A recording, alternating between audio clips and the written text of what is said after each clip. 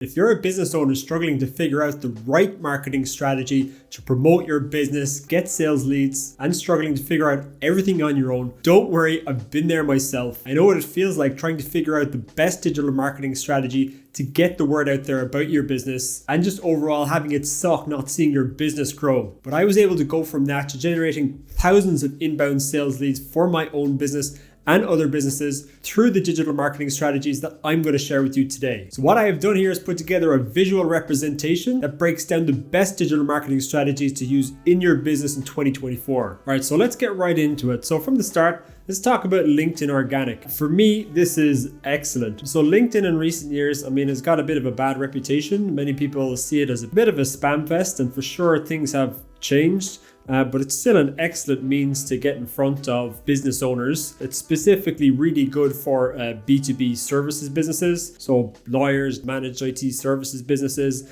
Like if you're trying to target a specific decision maker, like the VP of HVAC companies or the CIO in, financial services company, then you can nurture them through content, through case studies, through educational content, value videos, and so on. And you can turn that skepticism into trust over time. So things have changed as to how to make it all work, but I still think it's excellent. It's a really good means to turn people outside of your network into that first 15-minute meeting and then ultimately turn that into a new paying customer. So I'm going to rank it excellent. Now let's talk about Facebook ads. Facebook ads, I'm going to rank off the chains. Facebook ads, there's very few avenues where you can scale a business ridiculously fast like Facebook. You can serve your business out there in front of thousands of people in a matter of hours if you spend enough money. So that's the downside of Facebook ads and most other ads as well, is that you have to pay money to serve impressions on the platforms, but you can go globally with Facebook day one. It's actually how I got my first client for my business. Now I know a lot of people say to have a validated offer and all that, and to probably use more organic strategies like direct outreach and organic content and so on. But yeah, man, if you want to get customers fast, use Facebook advertising. All you really need is a strategy. It's really good for B2B as well. I would say the lion's share of all the B2B customers I got for my business has been through Facebook. Contrary to popular opinion, it's an excellent means for B2B lead generation. It's probably one of the best, if not the best, advertising platform to get B2B leads. They're all on there. So let's talk about Facebook groups. Yeah, I think Facebook groups is really good. The one downside of Facebook groups is it takes a lot of time to wind up a Facebook group. So firstly, creating a Facebook group and then adding people into that Facebook group, that takes a lot of time and energy and effort. But once you have a good core audience of about let's say 500, 1,000 people, you can nurture those people through your content.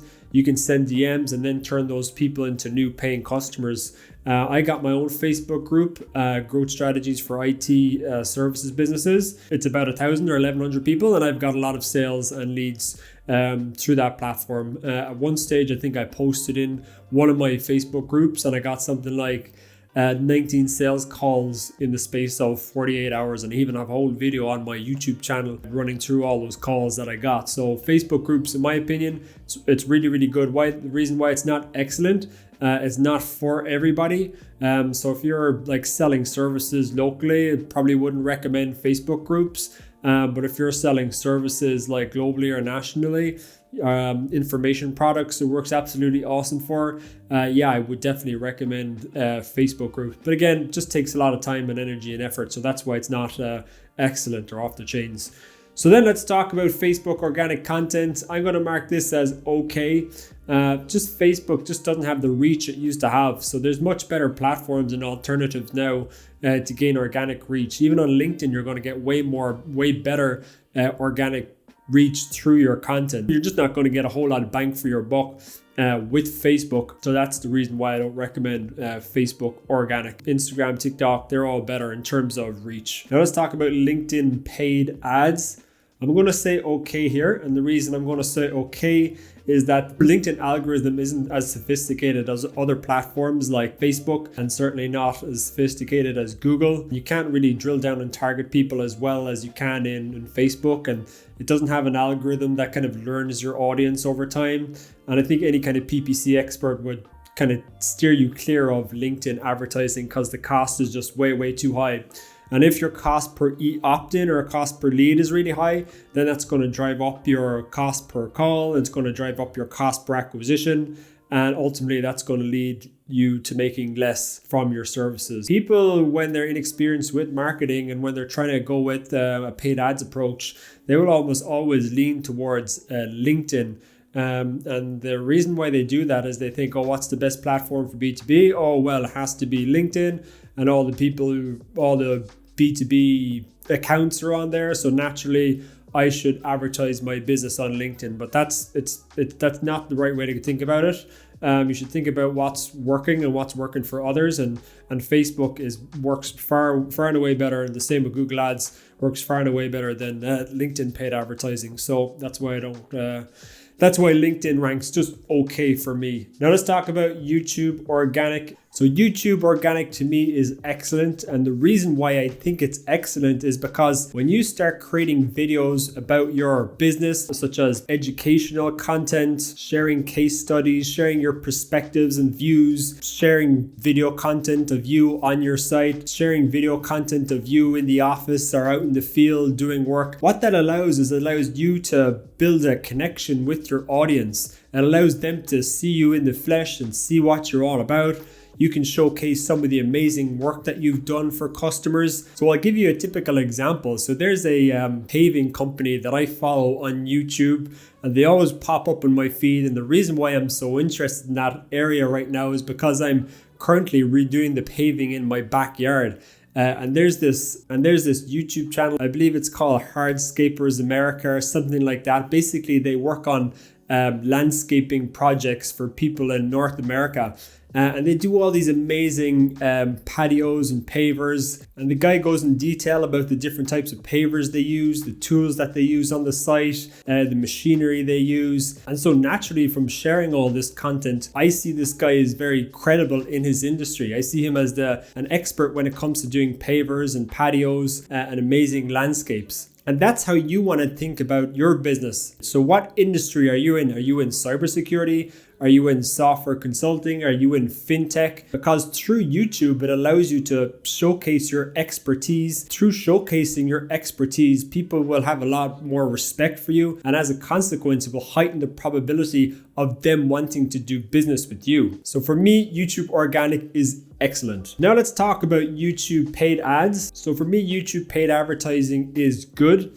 And the reason for me why it's good is that I feel like it doesn't have the same amount of yield that something like Facebook paid advertising or Google PPC does. And as well, I kind of question the effectiveness of how YouTube places their ads. So for YouTube ads, they're placed in the first like 5 or 15 seconds of a video. And me personally, I always find them super annoying. I always skip the ad right away. So I kind of question the effectiveness of them. I never personally want to see them. They bug the shit out of me, these ads. So for me, I'm going to rank YouTube advertising good. Now, I know some people pull it off and they do really, really well. But again, it takes a lot of time, energy, and effort to get a YouTube ads campaign up and running.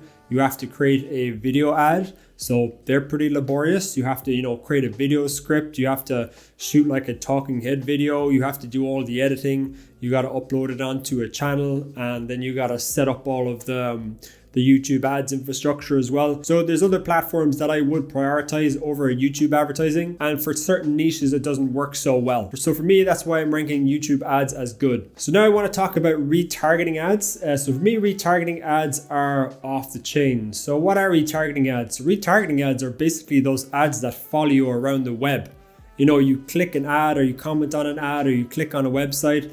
And for example, you go to buy a pair of shoes, and those pair of shoes are then following you around for the next week. All right. So that's why I have YouTube retargeting ads right there off the chain. It's pretty awesome to be able to stay top of mind with somebody who is looking for and wants your services. So personally, I think everyone who has a business should be running retargeting ads. They're really cheap to do. You can run them for $1 or $2 per day, depending on the size of your business or what type of business you're running. So they're really low cost and they're really high ROI as well. They'll be often much higher ROI than your standard cold traffic ads that you might run through Facebook or YouTube or Google or whichever. So for me, they're off the chains. Next, we want to talk about Google PPC ads.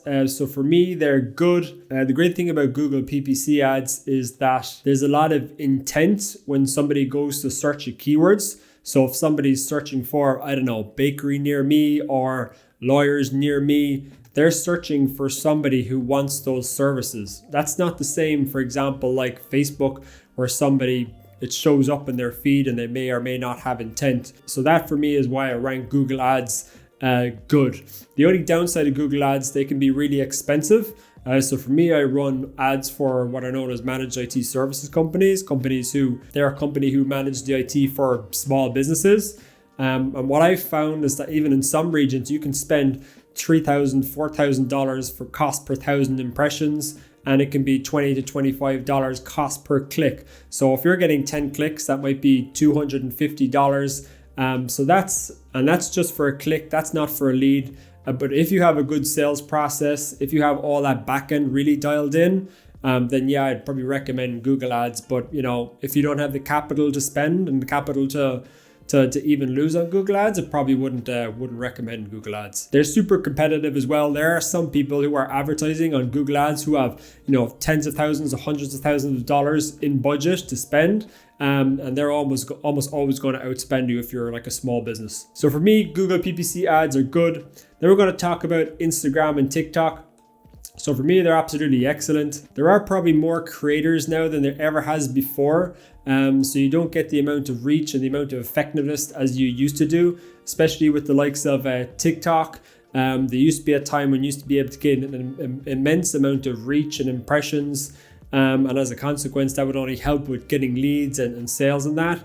But that's gone down because there's so many creators now and it's so accessible and people have strategies and they know what they're doing. I still think it's an excellent means to market your business. It doesn't work for everything, but like for, let's say, fitness professionals, for like cafes and eateries and restaurants, for like hotels, it's absolutely awesome. Anything that relies a lot on visual appeal. So for example, if there's a travel agency, they might post a picture of an amazing getaway. If it's that people want, if it's a fitness trainer, they might showcase a before and after transformation of a customer. So that's a visual appeal that people actually want. So I think it works really, really well for those types of businesses. I guess the reason why it doesn't get like off the chains is that it requires a lot of time and energy to create content.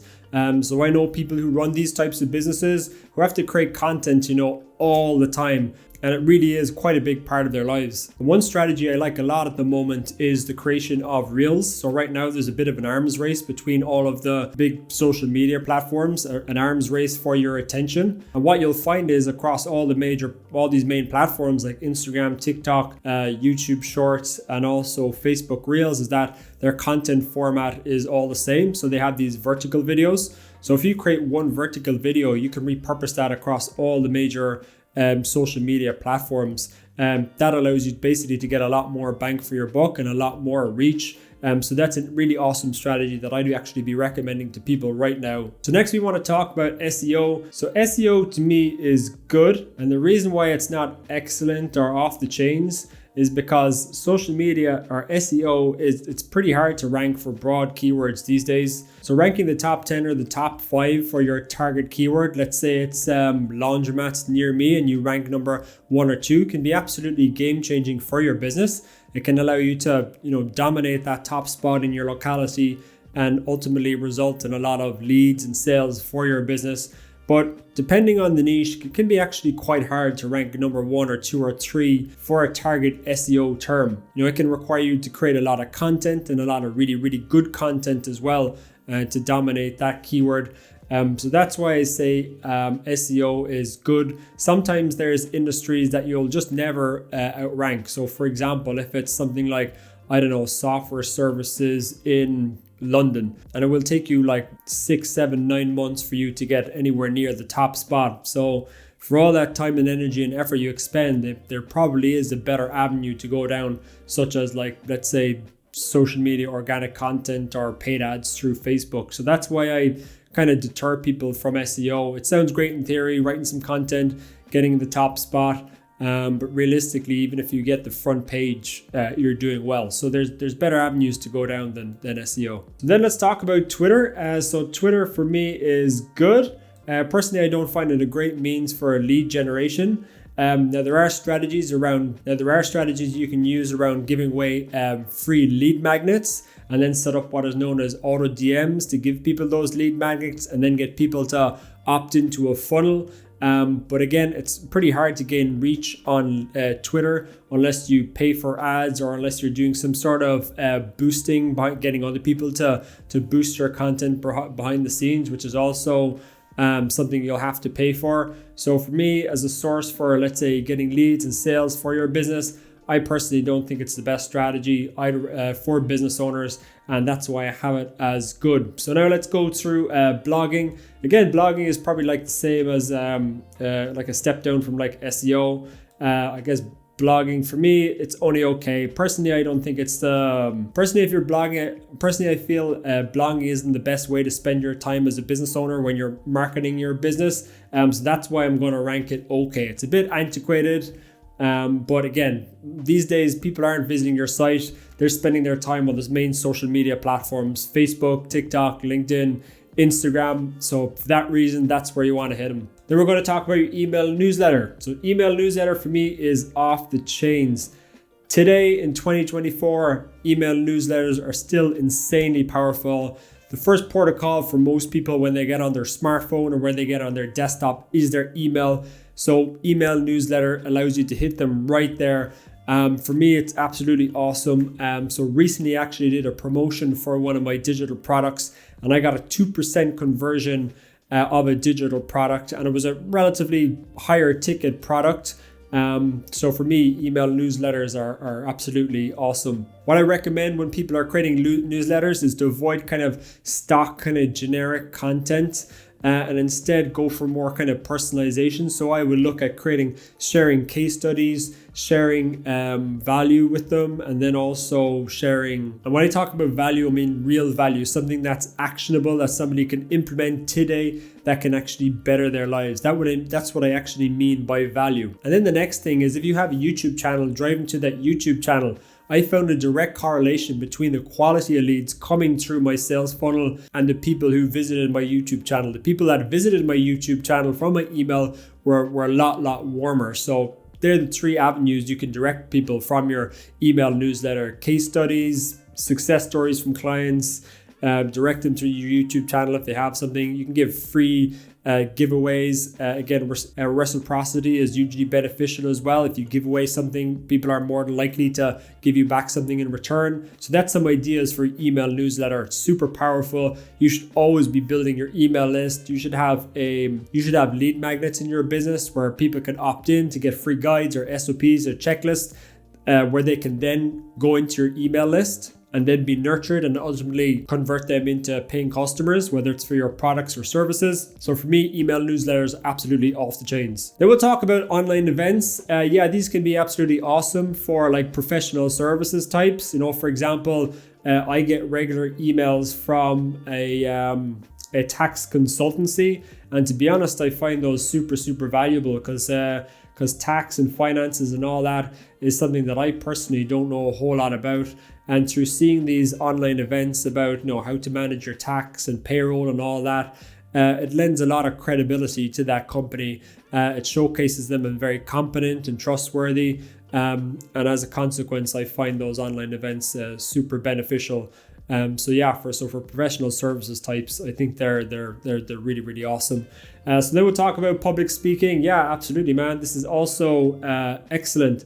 Take every opportunity you can to go and avail of public speaking events, and even get a videographer to follow you around as well, because with that video content, then you can actually repurpose that, get somebody to chop it up and spit it out across all the social media platforms. And there's something about you appearing on the stage which makes you seem like a real authoritative figure. So yeah, public speaking is awesome. Then we're going to talk about educational video marketing. Absolutely. This is absolutely awesome as well. Basically educating your customer about your industry. So I think that's absolutely excellent way to go. So for instance, if you're a mortgage broker, you can educate your customer a little about the interest rates, about what's going on in the market. And as well, they get to see you in the flesh. They get to see what you're all about, how you hold yourself. So that's super, super valuable. And that can only lend itself to more leads, client sales if you do it right. Then we're going to talk about lead magnets. So what I talk about lead magnets is how-to guides, checklists, case studies.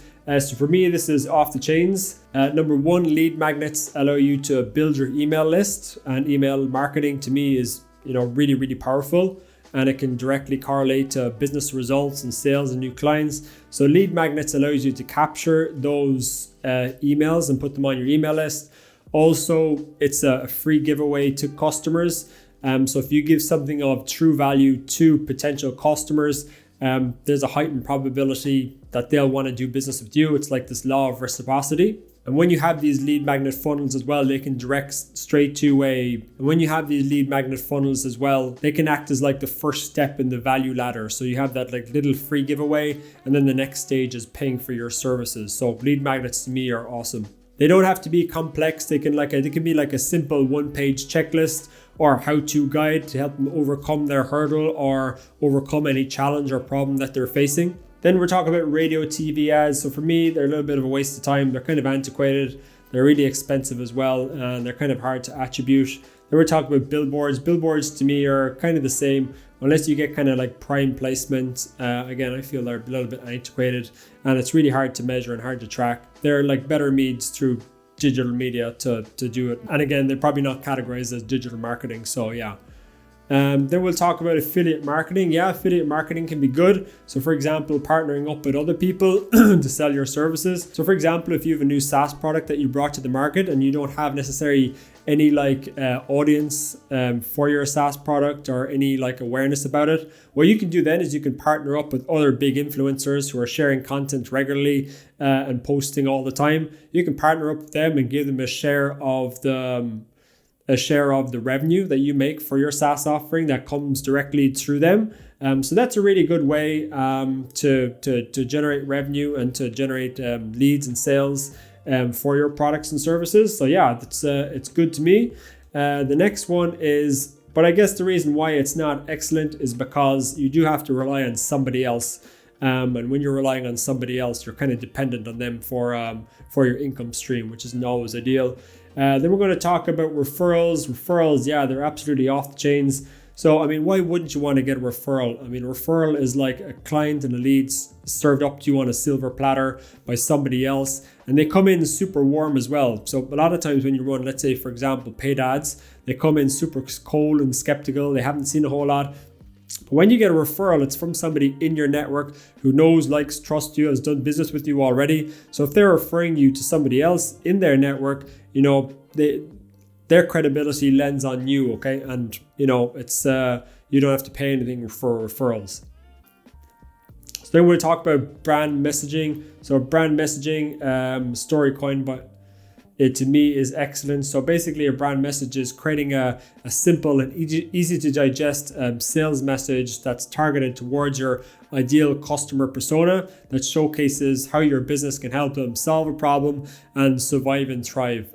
Donald Miller has an absolutely awesome book on this called Story Brand. Highly recommend that you read it. It will allow you to really dial in your messaging across your social media platforms and also your website. And what that does essentially is results in more leads and sales. And my website is developed using Donald Miller's framework, and it converts really well. I've gotten over 1,000 sales leads through my website through the specific format and structure that he recommends in his book, Story Brand. So yeah, I absolutely recommend putting together a good story brand. Then we're going to talk about direct response advertising. To me, this is off the chain. So direct response advertising is advertising that is intended to deliver an immediate response, such as a click-through or purchase of your product, a call, a contact inquiry, who have done hundreds of millions selling information products online, are big advocates of direct response video, are big advocates of direct response advertising. If you want to learn more about direct response advertising, David Ogilvy has an awesome book.